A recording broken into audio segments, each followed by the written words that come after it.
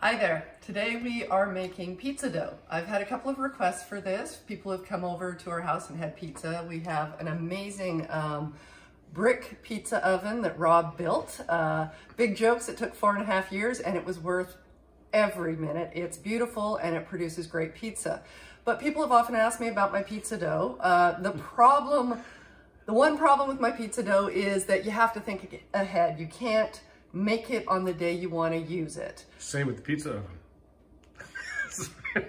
That's very true 4.5 years later. Yeah. Had to mention that. Yeah, so you do need to have a bit of planning for this. And I've found a way that works really well for me that is very, very little work. And it's from, there's two people who wrote a cookbook originally called Artisan Bread in 5 minutes a day. I did play around playing with their breads for a while. And if you're into like the Jim Leahy no-knead bread, you know, use the cast iron or Dutch oven thing, then you might really like their books for that. I make my bread a different way, but I continue to use their pizza dough recipe that comes from another book that they wrote called Artisan Pizza and Flatbreads in 5 minutes a day. So this is their recipe, and I'm going to write the amounts down below. Now, when I make it, I go out of my way to search out 00 flour that comes from Italy. And this is the current bag that we had. This brand is not the only one that's available here in the greater Vancouver area. I've seen lots of different brands over the years. It says it's soft wheat flour, and what that means is strong flour is high in protein and soft wheat flours are lower in protein, and it produces a different crust and a different texture. And this is what is used in places like Naples, of course, famous for pizza. So I seek this out. That being said, I'm well aware a lot of you will not have 00 flour. So I'm going to also put the amounts for using all-purpose flour down below. And the amounts are quite different because different flours absorb different amounts of moisture. You could probably play around with doing some whole wheat, and I certainly have done that in the past. This recipe, we're going super simple, master recipe for the 00 flour, and you can tweak it how it works for you. Now, I will also put down below cup measures and things. I personally prefer to weigh my flour because I'm a baker, and so I weigh everything. I also find I use less dishes and I don't have to clean them up, and I way prefer that. So let's get started. It's super easy. We're doing very, very little today, but we'll show you what we're doing. And then tomorrow we're gonna come back. We have a friend coming over for dinner, and we're gonna feed him pizza. So we'll show you what the pizza turns out like. Why do you start the day before? So the thing is, the Artisan Bread in 5 minutes a day, their whole shtick is that they discovered that they could create this really loose dough, meaning more liquid in it, higher hydration, and it would last in the fridge for a long period of time and actually get better tasting over time. They say it lasts for up to 2 weeks, 14 days. Personally, I don't go beyond 10 because it gets too sour. So this is not, strictly speaking, a sourdough recipe because we actually use yeast in the recipe initially, but every day that it sits in your fridge, more flavor happens with the dough. And so it's a flavorful dough with very, very little work. Their whole thing is that you make a very large batch of dough, you leave it in the fridge, say you make 3 pizzas, there's some left over later, in 2 or 3 days, sometimes I'll use that to bake a loaf of bread, not usually, but I have been known to make flatbreads from it. I've also been known to make cinnamon buns from it because, you know what, white dough is white dough. And yeah, there are differences between them. If I was making cinnamon buns totally from scratch, I'd probably use a different dough. But if you have it lying around, it's really easy to know that you have something. It's already risen, the first rise. So you just take that cold dough out of the fridge and you slap it around a little, get it into shape, let it rise a second time, boom, into the oven. And that's where their 5 minutes a day comes from. It's more than 5 minutes, but it's really very, very little effort. And it's nice to have dough in the fridge in case, you know, we're having an Indian meal and we want flatbreads and the dough's already there. How great is that? I don't have to worry about any kind of rise at all. So let's get on with making this one. Second question though. Oh yes. Yeah, the Jim Leahy you referred to is not the guy from Trailer Park Boys. He is not the guy Good. I from Trailer Park. Just wanted to clear that up. He's not the guy from the Canadian TV series Trailer Park Boys. That would be very funny if he was. Although you'd have to ask Randy to put on a shirt because I'm not sure that that's I'm not wearing a shirt. Clean enough. Yes, you are. Jim Leahy did the original recipe for no-knead sourdough that was published in the New York Times on Mark Bittman's column, if I recall correctly. And he attributed the recipe originally, that really quick, where you don't have to knead it all, you just leave it overnight, and then you throw it in the Dutch oven the next day. That was attributed to this guy, Jim Leahy. So thank you for clearing that. Now, let's make some bread. So, absolutely. We're starting out with lukewarm water. So, not ice cold, not hot, because hot will kill your yeast. Not ice cold because it slows things down even more. Your yeast needs a warm water, but not blood temperature. So, you know, you should measure that, leave it out for an hour? Is that, you know? No, actually, just measure it. I do warm from the tap. Okay. We have a filter on our tap. It's good water. So, this is 690 grams, and like I said, I will put cup measures down below. 690 grams of lukewarm water. That goes in a big tub, and you want your tub to be clear. This is plastic, glass would also work. You want to be able to see through because you need to see it rise and then fall. Or if not fall, at least flatten out the top. This is a funny thing that I got somewhere. I've had it for years now. I kind of don't like this weird thing in here, but it works, so I keep it. So you've got 690 grams of water in there. The next thing that you put in is your salt and your yeast. So this is 10 grams of active yeast in there. 20 grams of kosher salt in the water. Now here we go with, I'm handsy, right? I am the hands-on cook here. I'm gonna put my hands in there. I know a lot of people are gonna be, ooh, you shouldn't do that. I've tried to do this recipe using a spatula, using a spoon, and invariably at some point I get pissed off because I can't get the flour in the little crevices in the corners properly hydrated with the water and mixed in. You can see already, if you look in here, just giving it a bit of a swirl, that the salt and the yeast are already starting to dissolve. But I'm just gonna put my hands in, and I'm using my left hand, which is a little bit awkward, but it's because I have a rogue kayaking accident there, and I have hurt my thumb, and I don't want to put that in to the food, obviously. In parts of Asia, this would be a very specially flavored bread. So. Yeah, Band-Aid flavored. Special, right? And yeah, speaking of flavorings, you know, if you wanted to add some dried rosemary or something in here, you could do that. Don't put too much though, because rosemary is pretty strong. But if you want to put any kind of other flavors into your dough, you certainly could do that. Garlic work? I wouldn't put fresh garlic. And actually, no, I'm not sure I'd put garlic powder even, because you got to remember that if we don't eat all of this dough for the pizzas that we're making, and this makes probably, the original recipe says 8 12-inch pizzas. I think it goes more like 6. But say we make 4 pizzas and we have 2 pizzas worth of dough left over, and I throw that in the fridge, whatever I put in there is going to limit what I can use it for. And I'm a little worried about garlic sitting in there, fresh garlic chopped up sitting in there for 7 days or something like that, right? All right, So this is 960 grams of 00 flour.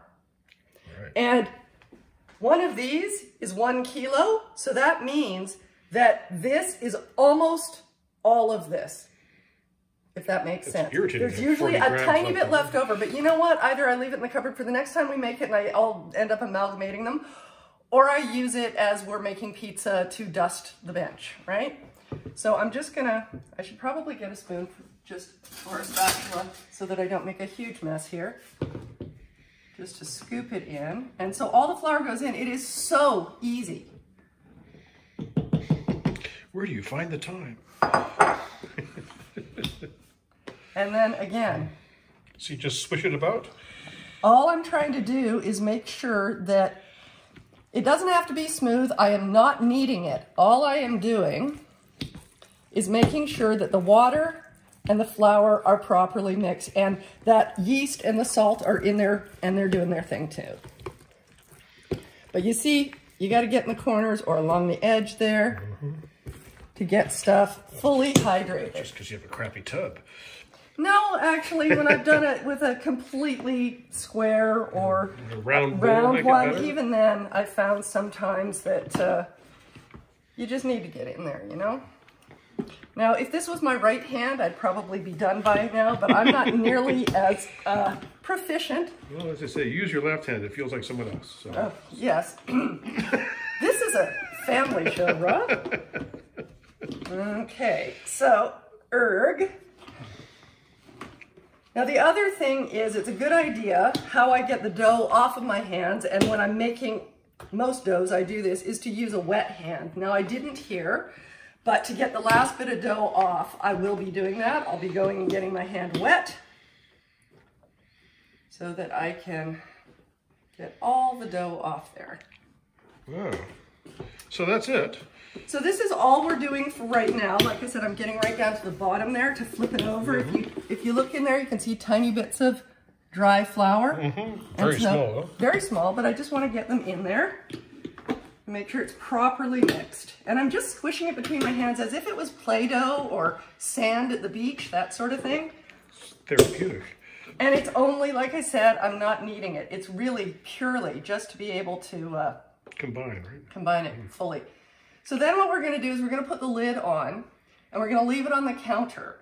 And it stays on the counter for about 2 hours, give or take. It depends how cool your kitchen is. What we're looking for is for it to rise, and then at some point the yeast kind of gives up a little bit and it deflates a bit and the top gets flattened out. So if you look at it and it's still going bubbly, bubbly, bubbly like that, then leave it alone. But if it's flattened on the top and it looks almost like it could crust over, you don't want it to crust over, that's when you make sure the lid is on and put it in the fridge overnight. So you got your hand pretty clean there too. Just not bad. What I'll probably do is just get it wet. You don't need to see that. And then pull it off because it comes off much better when my hands are wet. All right. So we will come back in a couple hours and I'll show you what it looks like after it's done the rising and it's got the flattened top, and we'll put it in the fridge after that. See you then. So we're back, and it's been a few hours. How long it takes really depends on the temperature in your house. The warmer it is, the faster it'll go. The cooler it is, the slower. So it's been a few hours. It's after dinner here, and you can see I have not added to this. I don't know if you recall, I probably should have made a line, but when we mixed it, it was right about here. And so it's doubled. And let me open it up and I will show you what I mean by flattened. So it hasn't sunk all the way back down, but when I opened this earlier and it was still rising, the surface was rounded and it was very much bubbly and you could see it was climbing. Right now, it's kind of, some of the bubbles are deflated a little and the surface is flatter than it is round. And that tells me that it's done its thing, it's risen, and now it's on its way back down again. So that means lid on, and it goes in the fridge overnight. And we will come back and we will deal with the rest of it then. Hi there, we're back. It's the next day. In fact, it's dinner time on the next day. And I took the dough out of the fridge, and have a look at this. When I took a chunk out with my hand, you just pull it off. You can cut it off or use your other hand to take it off. You can see how high it was before and how much it deflates when you take a chunk out. So here's the chunk I took, and it was just, you know, that size. I don't know what to call that. I mean, I could measure it. I'm not going to. Now, my pizzas are never perfectly round, and I'm good with that. And frankly, your guests won't care as long as it tastes good. So I'm just using a rolling pin and a bit of flour. Any kind of flour you have is fine for this, bench flour. If you're having a hard time, if the dough keeps bouncing back on you, then maybe let it sit for another minute. It's a gluten issue. Just let it sit and come back to it and get it as thin or not as you like. We like it fairly thin in this household. And I have to say this one is, I took off a little more dough than I think I probably should have, because I'm not sure it's going to fit on my pizza peel. In fact, ambition is a dangerous thing. I'm going to just cut some off because I can do that and throw the dough back in there. And now we have a nice thin crust weird shaped pizza, okay? And there's plenty of flour on the bottom so it's not gonna stick, I hope. So do you put it on the peel first before you put the sauce on? So you can do it either way. It's a good idea to make sure that it's not sticking. So yes, I will do that, but I've done it both ways. I have cornmeal on the peel, and you can use flour, but cornmeal is also okay. If you noticed, I prefer cornmeal as well. If you noticed that there was a little bit of a hole when I picked it up, right? All you do is pinch it back together. It's not a big deal. The big thing? No. Come in on this, please. The big deal is when you do this, make sure the dough shakes. If it doesn't shake, it means it's stuck to the bottom because you don't have enough cornmeal or flour. So shake before you bake is what you're saying. Ouch. Oh, sorry. Yeah. Okay, so tomato sauce. Now this tomato sauce happens to have canned tomatoes, some fresh basil, a small garlic clove, a little bit of olive oil, and some salt and pepper. Nothing else with a stick blender, sort of like the Marcella sauce you did there. Except it's not cooked. Yeah. Okay, so, and of course it has, this time it has basil in it because we have some. I don't always do that. I don't put dried basil in here. But the garlic, olive oil, salt, and pepper makes sense, right? So I just put it to the edge like that. Don't put too much on. In fact, our experience is that the best pizza comes with not putting too many toppings on. It's really tempting to load it up. I don't know if it's this dough or pizzas generally, but it does better with less. So we're starting with a margarita, which is how we usually start because we're kind of purists. And then from there we move on to, you'll see we have capicola and salami and sausage and pepperoncini and mushrooms and olives and fennel and all sorts of wonderful things. But the first one we always make is just a margarita. So what makes a classic margarita? Tomato sauce. And then mozzarella, a little Parmesan, and a little bit of olive oil, some salt and pepper. And when it comes out of the oven, you throw a bit of basil on and it kind of wilts on there, the fresh basil, okay? So I've got the tomato sauce there. This is like bocconcini or mozzarella di buffalo, right? So I'm just putting a few pieces on like that. Shake again. Yeah, we're still moving, thank God. I'm gonna put a little bit of Reggiano on there, which is what this is. I just grated that in advance. Some pepper.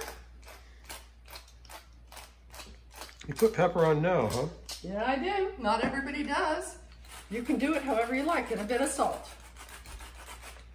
And then a little bit of olive oil. If you can just do kind of a drizzle. That's just extra virgin olive oil. That's what that is. Now you can also use what tends to get called these days pizza mozzarella, which is quite different than this. I'm going to put just a touch on in the bits where the buffalo mozzarella is not. All right. And then you can see it's very, very simple. We're going to put that into this outrageously hot oven. So our oven, walk with me, will you? Hi, Romeo. We're going into our pizza oven and it's raining outside and it's gross, which is kind of weird for pizza night, but hey, we live in a rainforest and that happens, right? So we're just going to get it right in there as close as we can. This is our oven. Have a look in there. See how hot that fire is? It's about 1,000 degrees. That's Fahrenheit in this case. Canadians, we go back and forth between Fahrenheit and Celsius. And I'm just going to get it right in here and then give it a little shove. It takes very little time and we'll show you what it looks like when it comes back out. See you soon. Hi there, we're back. It has been literally less than 2 minutes. Have a look at that pizza. Now that is with an oven that's going at 1,000 degrees. Your oven probably doesn't get up over 5 or 550 Fahrenheit, so it's gonna take longer. It might take 5-10 minutes in your oven. That's okay. There have been times where we haven't used the oven here and we've used the indoor oven, and I do the same thing except I slide it onto either a pizza stone or a cookie sheet that's already in the oven. You can totally use a regular oven. So to finish off the margarita, you need some fresh basil. So I'm just picking off little bits of it here. I'm putting it all over. We do the same technique when we're putting arugula from the garden on a pizza after it's come out. And it wilts it a little. It doesn't look perfect, but it tastes amazing because the basil has great flavor. So that is your basic margarita pizza. And it was that easy. Yeah, there's a lot of overnight time, but the hands-on time, really short. It's real food and you can do it.